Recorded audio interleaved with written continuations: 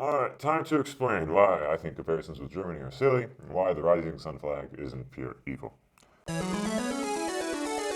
You know what? Japanese history is shockingly boring compared to Korean history, but the Meiji Restoration is kind of interesting. Preceding the Meiji Restoration, the Tokugawa shogunate lost control of the daimyo who were trading with foreigners for weapons. So they forbade foreign travel by death, and they closed their ports. Christians were also killed for fear of reconnecting with foreign nations. And the United States threatened that if Japan didn't open their ports for trade, they would attack the capital. The government signed an unequal treaty with the US, with all those who criticized being imprisoned. Meanwhile, the UK Navy bombed the capital, and then the US, UK, France, and the Netherlands all together bombed Shimonoseki.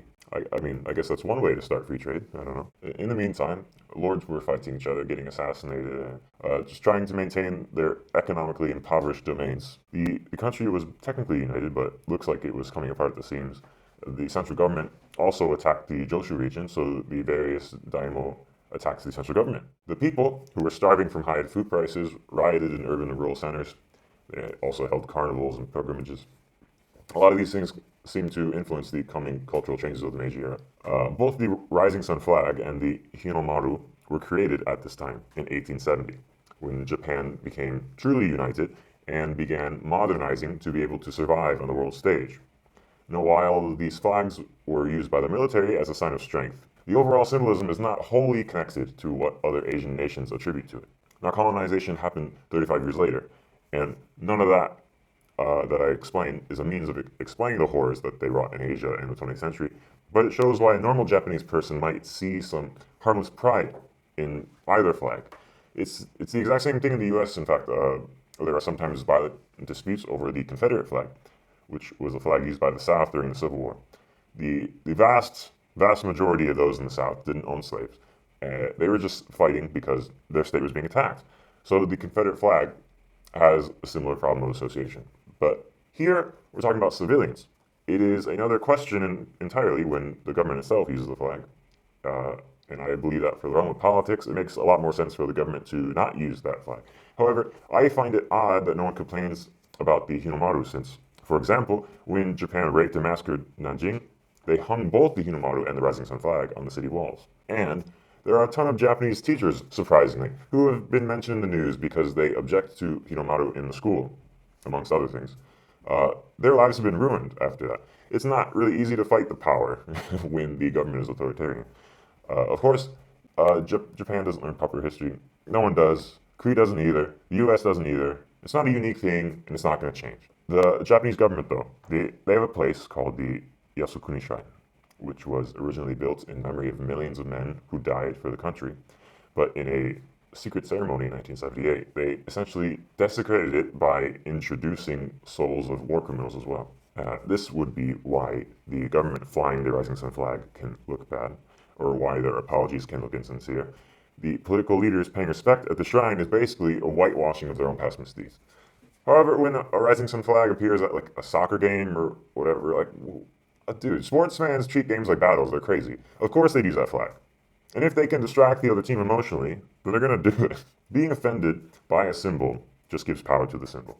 This is common sense. I think when Japan uses the flag in fashion or kid shows or something, it shows that they want it to be associated in a positive way. Still, I don't really believe the government itself should use the flag. However, I think that when they plan to use it at the 2020 Olympics, it can backfire on them if the world can collectively learn about the war crimes. It could potentially ruin the Olympics, which would be pretty cool. It is odd, though, that no one has a problem with the Hinomaru, or the Chinese flag for that matter, or the North Korean flag. They've got bad associations. I've noticed a lot of Koreans wearing Che Guevara shirts, a man who's associated with death and starvation and anti-free speech, anti-homosexual, anti-free elections. But yeah, tell the Westerners they're uneducated.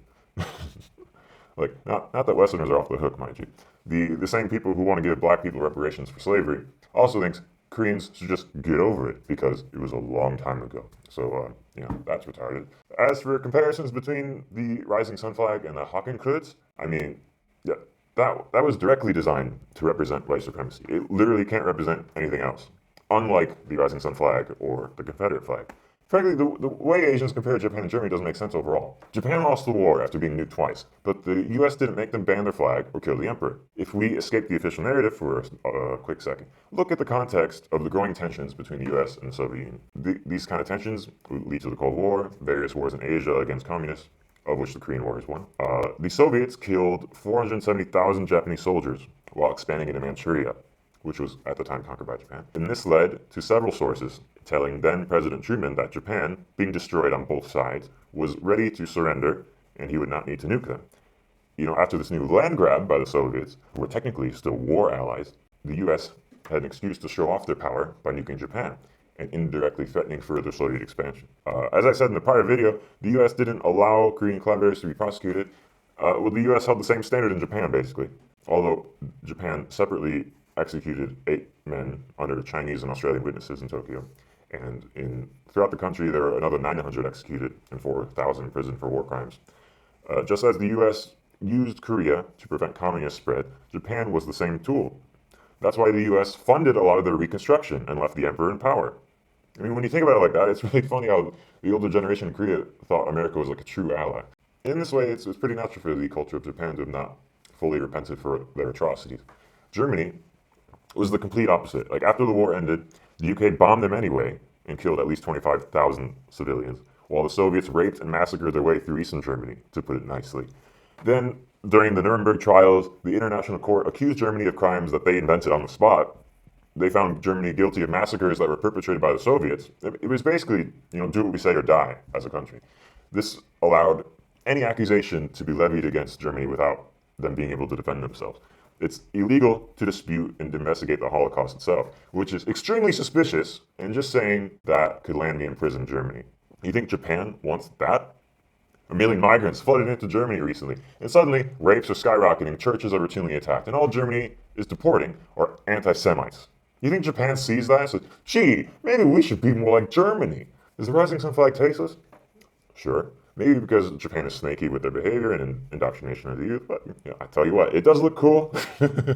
And you cannot fix another country's problems by acting what appears to be crazy by people who are brainwashed. Next time you meet a Japanese person, don't say, nice to meet you. Did you know that your people did illegal medical experiments on my great-grandma? That's not how you persuade people. Banning flags doesn't solve anything either. Information solves at least some things. Correct information, that is, with balance. The more information you have about the other side's argument, the better you can discuss it with cool heads. Peace out.